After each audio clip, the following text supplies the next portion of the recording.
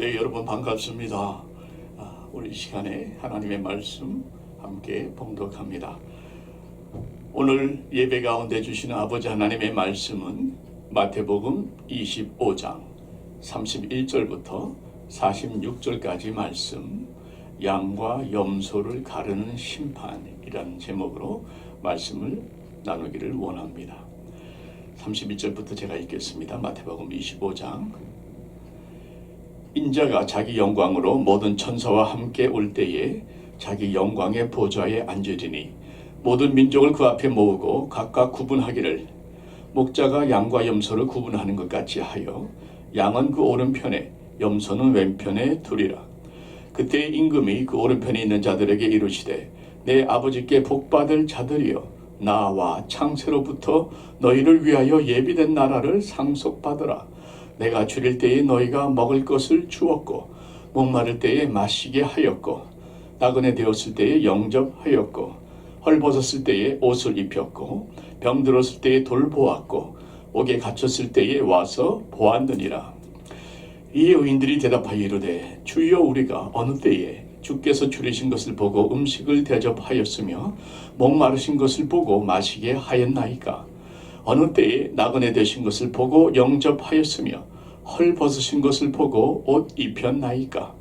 어느 때에 병드신 것이나 옥에 갇히신 것을 보고 가서 배웠나이까 하리니 임금이 대답하여 이르시되 내가 진실로 너희에게 이르노니 너희가 여기 내 형제 중에 지극히 작은 자 하나에게 한 것이 곧 내게 한 것이니라 하시고 또 왼편에 있는 자들에게 이르시되 저주를 받은 자들아 나를 떠나 마귀와 그 사자들을 위하여 예비된 영원한 불에 들어가라. 내가 줄일 때에 너희가 먹을 것을 주지 아니하였고 목마를 때에 마시게 하지 아니하였고 나그네 되었을 때에 영접하지 아니하였고 헐벗었을 때에 옷 입히지 아니하였고 병들었을 때와 옥에 갇혔을 때에 돌보지 아니하였느니라 하시니 그들도 대답하여 이르되 주여 우리가 어느 때에 주께서 줄이신 것이나 목마르신 것이나 나그네 되신 것이나 헐벗으신 것이나 병드신 것이나 옥에 갇히신 것을 보고 공양하지 아니하더이까? 이에 임금이 대답하여 이르시되 내가 진실로 너희에게 이르노니 이 지극히 작은 자 하나에게 하지 아니한 것이 곧 내게 하지 아니한 것이니라 하시니 그들은 영벌에 의인들은 영생에 들어가리라 하시니라. 아멘. 잠깐 기도하시겠습니다. 다가오는 종말 주님의 재림 그리고 이어질 심판의 말씀을 나눕니다. 부담이 아니라 나의 삶과 죽음을, 영원한 생명과 영원한 죽음을, 영생과 영벌을 가르는 이 엄중한 심판의 말씀 앞에 아버지 하나님, 우리 자신이 마음을 활짝 열고 겸손하게 받아들이게 하여 주시고 말씀 속에 담겨져 있는 하나님의 사랑의 권면과 또한 아버지여 형벌의 경고를 신중하게 받을 수 있도록 진지하게 우리의 마음속에 담을 수 있도록 성령 하나님께서 종의 입술에 기름을 부으시고 듣는 자들의 귀에 주여 성령의 음성이 울려 퍼지게 하여 주시옵기를 예수님의 이름으로 기도하옵나이다. 아멘. 마태복음은 심판의 복음이라 하는 그런 별명이 있을 정도로 심판에 관한 말씀들이 많이 나옵니다. 때로는 직접, 때로는 비유로 말씀을 많이 하시는데 예를 들면 알곡과 가라지의 비유가 있죠. 또 반석 위에 세운 집과 모래 위에 세운 집의 비유가 있습니다. 하나님의 나라는 그물과 같아서 많은 고기를 거두게 되는데 그 중에는 좋은 고기도 있고 나쁜 고기도 있다 말씀하시고 또 충성된 종과 불충성한 종들의 비유도 나오고요. 슬기로운 처녀와 미련한 처녀의 비유도 나오고 특별히 오늘 말씀은 그 중에서도 가장 엄숙하고 명확하게 마지막 종말의 심판을 그리고 있는 보여주고 있는 양과 염소의 비유가 됩니다. 그래서 이 많은 분들에게 이 양과 염소의 비유는 대단히 부담스러울 수밖에 없는 그러한 비유가 될 것임을 미리 말씀을 드리고 말씀을 시작을 하겠습니다. 마태복음 25장의 주제는 종말과 심판이죠. 여러분 특별히 예수님께서 25장에 보시면 재림하시는 말씀을 많이 하시고 계시는데 슬기로운 처녀와 또 미련한 처녀의 비유에서도 보면 언제 오실지 모르는 신랑 예수님을 늘 기도로 깨어서 준비하고 성령의 기름이 영혼 속에서 꺼지지 않도록 마르지 않도록 늘 최선을 다하라는 말씀이 되겠습니다. 우리의 기도가 정말 이 마지막 때에 늘 깨어 있는가? 내 심령 속에는 성령의 기름이 분명히 있는가? 점검하는 것이 얼마나 중요한지 모르겠습니다. 또 두 번째 달란트 비유는 주님께서 우리에게 달란트를 주셨다는 것이죠. 은사를 주셨고 시간을 주셨고 건강을 주셨고 물질을 주셨고 또 우리의 생명까지 주신 분이 주님이신데 그 달란트들을 잘 활용해서 또 다른 생명을 살리고 그 생명들을 돌보는 데에 잘 쓰라 하시는 말씀입니다. 그렇게 달란트들을 잘 활용한 종들은 착하고 충성된 종으로 더 많은 달란트, 더 많은 상급을 누렸지만 그 달란트를 땅에 묻고 낭비한 아무 유익을 남기지 못한 종은 바깥 어두운 곳으로 쫓겨나서 이를 갈 것이다 하는 강한 경고의 말씀을 주시고 계시죠.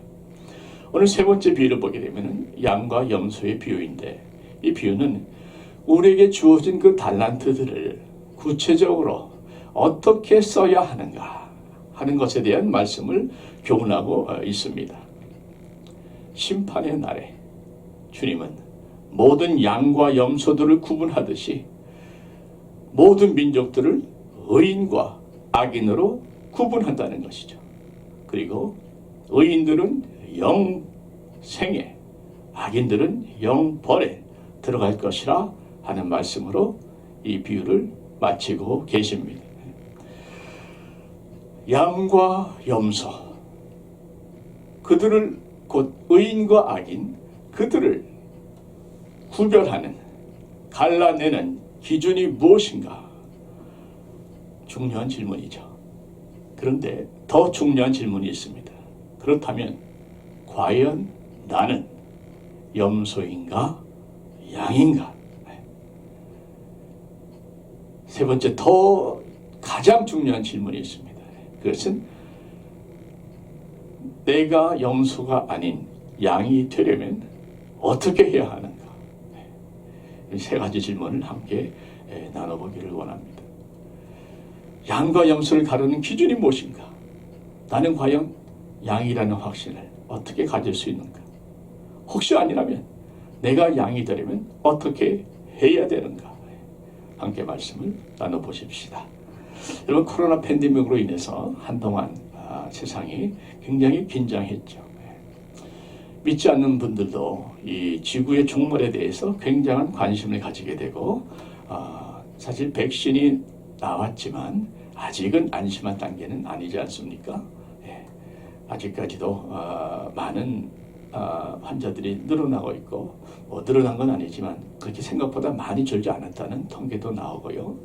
또 다들 염려하는 것처럼 이 바이러스가 계속 변종이 되니까 새로운 바이러스가 변종이 돼서 나올 때에 과연 백신이 그것들을 따라잡을 수 있겠는가 하는 참 고민도 있고요.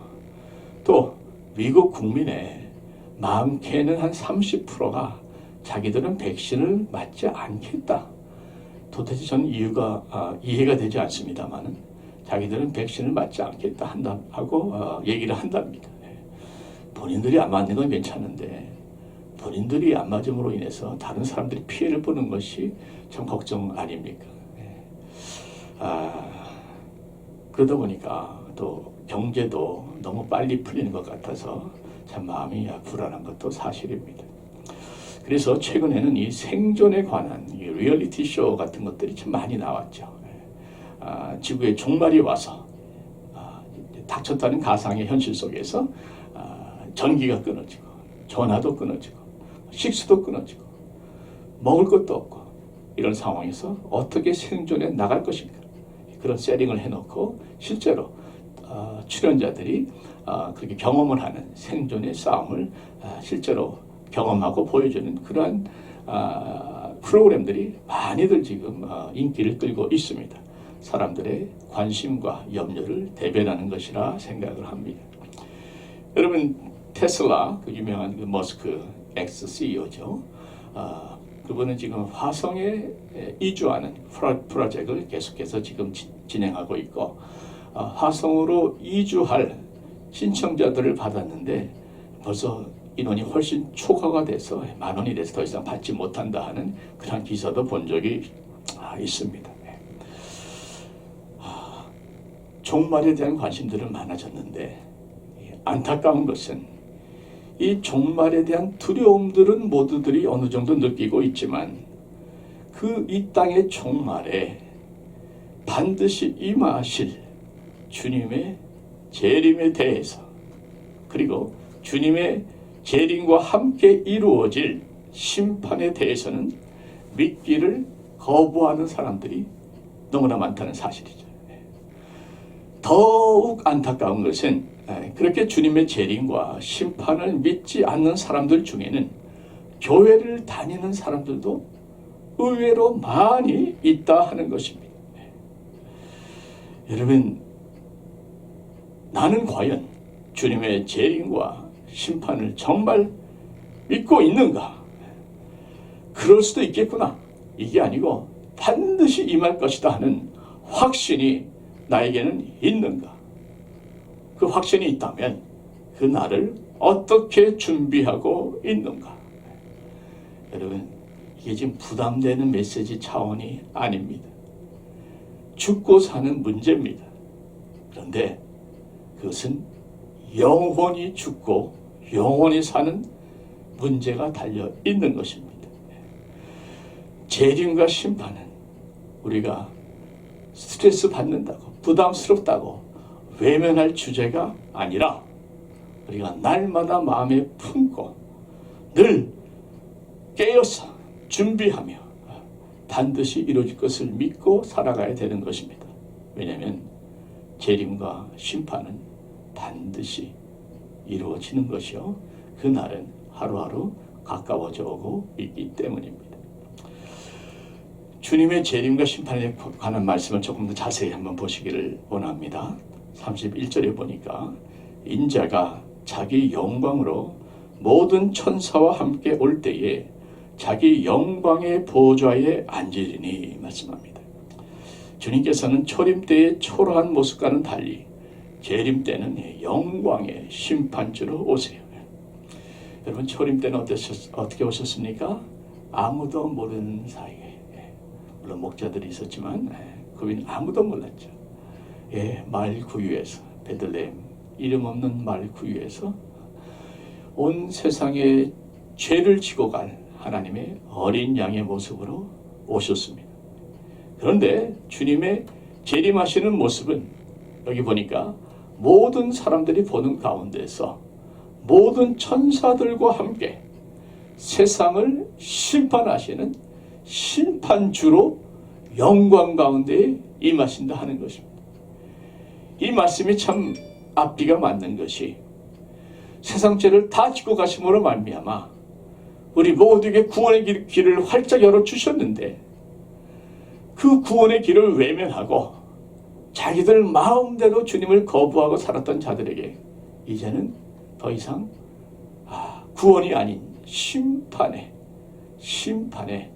메시지를 가지고 주님이 오신다는 것은 자연히 논리적으로 맞는 말씀이 되겠죠.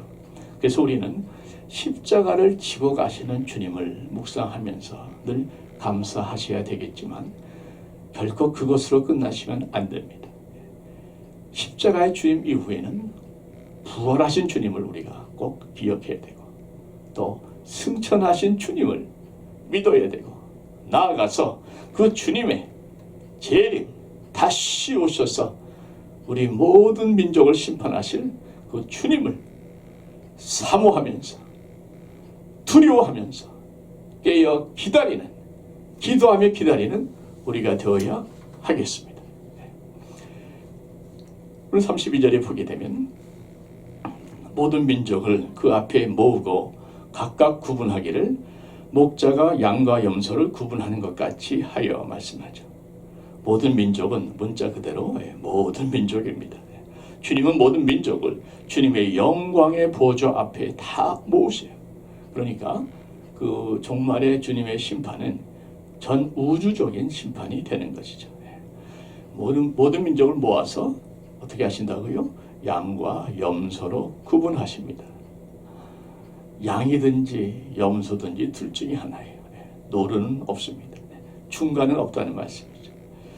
자, 주님께서 양과 염소를 구별하는 그 기준, 의인과 악인을 구별하는 기준이 무엇인가? 오늘 말씀이 아주 자세하게 나와 있으니까 그대로 한번 읽어보겠습니다. 34절에 그때에 임금이 그 오른편에 있는 자들, 양들이죠. 의인들입니다. 그 오른편에 있는 자들에게 이르시되 내 아버지께 복받을 자들이여 나와 창세로부터 너희를 위하여 예비된 나라를 상속받으라. 내가 줄일 때에 너희가 먹을 것을 주었고 목마를 때에 마시게 하였고 나그네 되었을 때에 영접하였고 헐 벗었을 때에 옷을 입혔고 병들었을 때에 돌보았고 옥에 갇혔을 때에 와서 보았느니라. 이게 심판의 기준이에요. 말씀 그대로. 그러니까 의인들이 놀라면서 이렇게 대답하면서 질문까지 합니다. 주여, 우리가 어느 때에 주께서 줄이신 것을 보고 음식을 대접하였으며 목마르신 것을 보고 마시게 하였나이까? 어느 때에 나그네 되신 것을 보고 영접하였으며 헐벗으신 것을 보고 옷 입혔나이까? 어느 때에 병드신 것이나 옥에 갇히신 것을 보고 가서 배웠나이까 하리니. 자, 의인들의 겸손한 모습일 수도 있겠지만 제가 믿기는 실제로 그들이 깜짝 놀라서 묻는 질문으로 생각이 됩니다. 그들은 생전에 단 한 번도 주님을 그렇게 대접하고 섬긴 기억이 없는 것이죠. 그때에 주님께서, 곧 임금 주님께서 이렇게 대답하십니다. 40절 말씀. 임금이 대답하여 이르시되 내가 진실로 너희에게 이르노니 너희가 여기 내 형제 중에서 지극히 작은 자 하나에게 한 것이 곧 내게 한 것이니라 하시고, 지극히 작은 자 하나에게 한 것이 곧 내게 한 것이니라. 여기 지극히 작은 자는 아주 미미한 자, 줄이고 목마르고 방황하는 헐벗은 자요, 병든 자요, 옥에 갇힌 자요, 소외받고 고통당하는 누군가의 도움이 절실히 필요한 바로 그런 사람들을 말합니다. 그런데 그러한 자들을 돕는 것이 곧 주님을 돕는 것이라고 말씀하시죠. 왜 그런가? 우리 주님은 늘 그렇게 도움을 필요로 하는 지극히 작은 자와 함께 하셨기 때문이고 지금도 함께 하고 계시기 때문에 그렇습니다. 그러니까 가난한 자들을 돕는 것은 가난한 자들과 함께 하시는 주님을 섬기는 것과 같이 주님께서 받아주신다는 말씀이죠.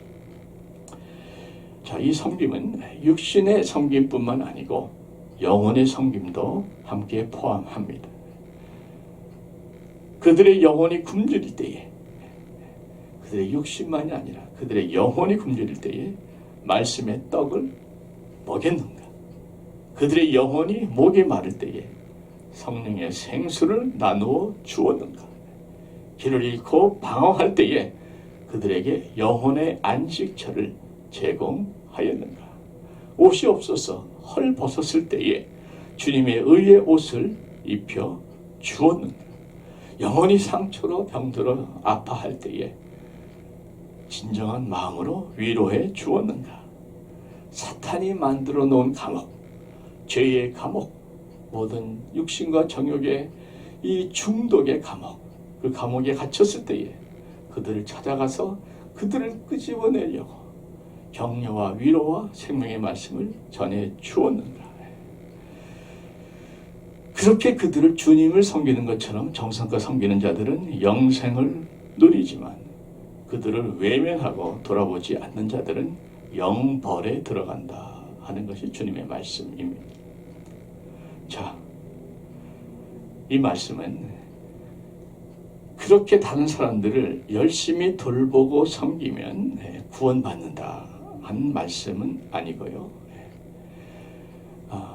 그렇게 구원받은 사람들은 이렇게 섬긴다 하는 것을 말씀하고 계십니다. 곧 그들이 그렇게 섬기는 것을 보시면서 주님은 그들의 참된 믿음을 인정하시고 구원의 역사를 확인해 주신다 하는 말씀이 되겠습니다. 자, 구원은 믿음으로 받죠. 그런데 믿음으로 주님을 영접한 사람은 지극히 작은 자를 주님 섬기듯이 섬기게 된다 하는 말씀입니다. 믿음과 행함이 서로 대립하는 게 아니고요. 서로 반대되는 것이 아니고 믿음의 반대는 행함이 아닙니다. 두려움입니다. 믿음과 행위는 상호 보완하는 함께 가는 컨셉입니다. 가장 정확한 말씀이 야고보서 2장 22절에 나오죠. 한번 찾아보십시다. 야고보서 2장 22절 이렇게 말씀합니다. 내가 보거니와 믿음이 그의 행함과 함께 일하고 행함으로 믿음이 온전하게 되었느니라. 자, 믿음은 행함과 함께 일한다. 또 행함으로 믿음이 온전하게 되었다. 무슨 말씀이에요? 온전한 믿음은 행함으로 나타나는, 또 행함은 온전한 믿음의 증거라는 겁니다. 한번 따라해 보시겠어요? 네. 온전한 믿음은 행함으로 나타나고 행함은 온전한 믿음의 증거라는 것이죠. 네. 여러분, 우리의 믿음이 구원에 이르는 온전한 믿음이라면 뭐가 나타난다고요? 행함이 나타난다 하는 말씀입니다. 자, 그러니까 양과 염소를 나누는 기준은 온전한 믿음인데 그 온전한 믿음은 반드시 주님을 섬기듯이 작은 자를 돌보고 섬기는 행함으로 나타난다는 말씀이죠. 그 섬김은 우리의 믿음이 온전한 믿음, 구원에 이르는 믿음이라는 것을 증거한다 하는 말씀입니다. 자, 그러면 더 중요한 질문, 내가 염소가 아니고 양이라는 확신을 어떻게 가질 수가 있는가? 오늘 본문에서 굉장히 주의할 말씀이 하나 있습니다. 44절에 보시면 그들도 대답하여 이르되 주여 우리가 어느 때에 주께서 줄이신 것이나 목마르신 것이나 나가는 데신 것이나 헐벗으신 것이나 병드신 것이나 옥에 갇히신 것을 보고 공양하지 아니하더이까. 자, 여기서 그들도 대답하여 할 때 그들은 염소로 구분된 자들입니다. 구원에 이르지 못하는 악인들이겠죠. 자, 그들을 향해서 말씀하시기를, 그들이 말하기를 대답하여서 뭐라 얘기합니까? 주여, 주여. 그들도 예수님을 주여 하고 부르고 있다는 말씀이에요. 양으로 구분된 사람들만 주여 주여 부른 것이 아니라 염소로 구분된 사람들도 주님을 주여라고 부르고 있다는 겁니다. 여러분, 세상 사람들이 주님을 주여하고 부르겠습니까? 교회 바깥의 사람들이 주님을 주여하고 부르겠습니까? 주님을 주여하고 부르는 사람들은 적어도 교회 안에 들어온 사람들이고 믿는다고 생각하는 사람들이, 그런데 그들은 염소로 구분이 되었다는 겁니다. 뭘 말하는가? 오늘날 교회 안에서도 믿는다고 생각하고 주여하고 부르는 사람들 중에도 구원받지 못한 염소들이 있을 수 있다. 얼마든지 있을 수 있다 하는 말씀이죠. 여러분, 조금 더 말씀드릴까요? 열처녀의 비유도 자세히 보시면요, 기름을 준비하지 못한 미련한 처녀들도 신랑을 기다리고 있었습니다. 그 처녀들이 기다리는 신랑은 누굽니까? 다시 오실 예수님이죠. 자, 세상 사람들이 다시 오실 예수님을 기다립니까? 교회 바깥의 사람들이 주님의 재림을 졸리는 눈을 비비면서 기다리고 있습니까? 여러분, 주님의 재림을 기다리는 사람들은 적어도 교회 안에 들어온 사람들이죠. 그런데 그 가운데 기름이 없는 사람들이 있다는 겁니다. 곧 성령의 기름이 없는 분들이 있다는 거예요. 그래서 결국 어떻게 됩니까? 혼인잔치에 들어가지 못하죠. 문을 두들기니까 신랑이 나와서 뭐라 말씀합니까? 내가 너희들을 도무지 알지 못한다. 신랑이 알지도 못한다고 하는데 그들이 어떻게 혼인잔치에 들어가고, 예수님이 알지도 못한다고 하는데 그들이 어떻게 천국에 들어갈 수가 있겠는가 하는 말씀이죠. 여러분, 심각한 말씀이죠. 교회 안에 들어와 있다고 해서 다 알곡이 아니라 가라지도 있다는 말씀이에요. 다 좋은 고기들만 있는 것이 아니라 나쁜 고기들도 있다는 겁니다. 다 양이 아니라 염소들도 있다는 것이에요. 그래서 심판날에 가라지는 뽑힐 것이고 나쁜 고기들은 버려질 것이고 염소들은 영벌로 들어갈 것입니다. 제 말입니까? 주님의 말씀입니까? 우리 교회도 예외가 아닐 수 있습니다. 우리 안에도 양과 염소가 섞여 있을 수 있습니다. 나는 양인가? 나는 염소인가? 여러분, 많은 말씀을 드릴 수 있겠지만 세 가지 각자에게 스스로 물어볼 질문을 드립니다. 가장 중요한 영생과 영벌을 가르는 질문이라고 생각됩니다. 첫째, 나는 주님을 진정 내 삶의 주인으로, 내 삶의 통치자로 온전히 인정하고 있는가? 그래서 주님께서 하시는 말씀은 최선을 다해서 순종하려고 애를 쓰고 있는가, 몸부림치고 있는가 하는 것을 물어보십시오. 물론 100% 순종하는 사람은 예수님밖에 없습니다만은, 그러나 주님의 말씀에 순종하는 것이 최선임을 믿고 그렇게 순종하려고 날마다 애를 쓰고 몸부림치고 있는가? 아니면 해도 그만, 안 해도 그만, 안 되면 말고 별 관심이 없는, 이것이 가르는 기준입니다. 주님이 진정한 통치자로 믿는다면 그분의 말씀에 순종하려고 몸부림치는 모습이 반드시 나타나야 되는 것입니다. 그런 모습이 당신에게 있습니까? 말씀에 순종하자 하는 간절한 소원이 당신의 마음속에 있습니까?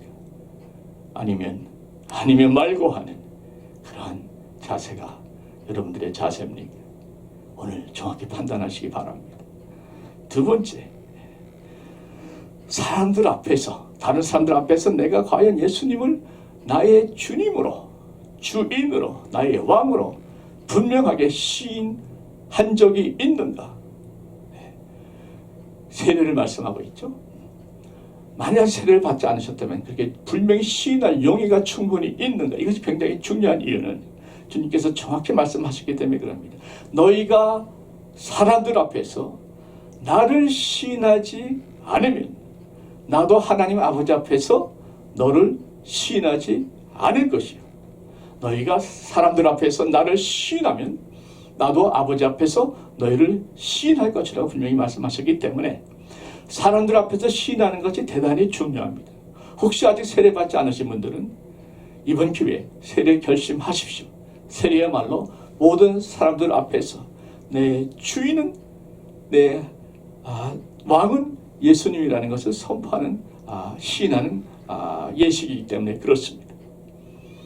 시인하는 것이 중요하죠. 세 번째, 내 안에 성령님이 계시는가? 내 안에 성령님이 계시는가? 이게 확실치 않으면 사실 안 계실 확률이 많습니다. 왜냐하면 성령님이 내 안에 계시면 나의 영이 센스를 합니다. 느낍니다. 알게 됩니다. 하나님의 영이 내 안에 임하시는데 어떻게 내 영이 모르겠습니까? 영과 영은 통하거든요. 그래도 확실치 않은 분들을 위해서 주신 말씀 중에 하나가 곧 성령의 열매입니다. 내 안에 성령님이 계시면 바깥으로 나타나는 증거들이 있는데 곧 성령의 열매예요. 사랑과 희락과 화평과 오래 참음과 자비와 양선과 충성과 온유와 절제, 이런 열매들이 시간이 지나면서 자연스럽게 나타나는 것이 그 안에 성령이 내재하신다는 확실한 증거가 되는 것입니다. 그런데 양처럼 염소처럼 늘 거칠게 말이죠. 불로 이 사람 받고 저 사람 받고 가는 것마다 분쟁을 일으킨다면 과연 그분 안에 성령이 계시는지 열매를 볼 적에는 우리가 점검을 다시 할 필요가 있다는 말씀이 되겠습니다. 성령의 첫 번째 열매가 사랑 아닙니까? 지극히 작은 자를 돌보는 것도 사실은 사랑의 표현이거든요. 여러분 주위를 둘러보면 정말 작은 자들, 소외되고 외롭고 우리의 도움을 필요로 하는 분들이 의외로 많이 계십니다. 특별히 팬데믹으로 인해서 전 세계적으로 리터럴리 굶주리고 병에 죽어가는 분들이 너무나 많은데 그들을 위해서 우리가 무언가를 해야 되지 않겠습니까?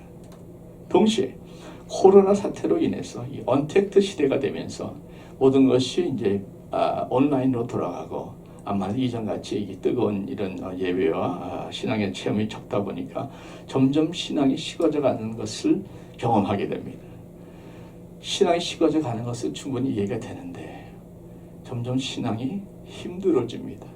예배가 부담스러워집니다. 그러다 보니까 은혜가 점점 마르게 되고 그러다 보니까 신앙을 포기하고 예수님을 떠나는 사람들이 여기저기서 나타나기 시작을 합니다. 정말 신앙적으로 가뭄의 시대입니다. 이러한 시대에 우리 주님은 우리 주위에 영의 목이 마른 분들, 영으로 굶주린 분들, 영적으로 헐벗고 영적으로 방황하고 영적으로 병들고 사탄의 감옥에, 죄와 중독의 감옥에 갇혀있는 그들을 향해서 주님 섬기듯 사랑의 손길을 뻗쳐서 섬기기를 원하신다는 것이죠. 여러분 이런 마음들이 모아져서 우리 교회에서는 전도팀이 시작이 된 것이 너무나 감사합니다.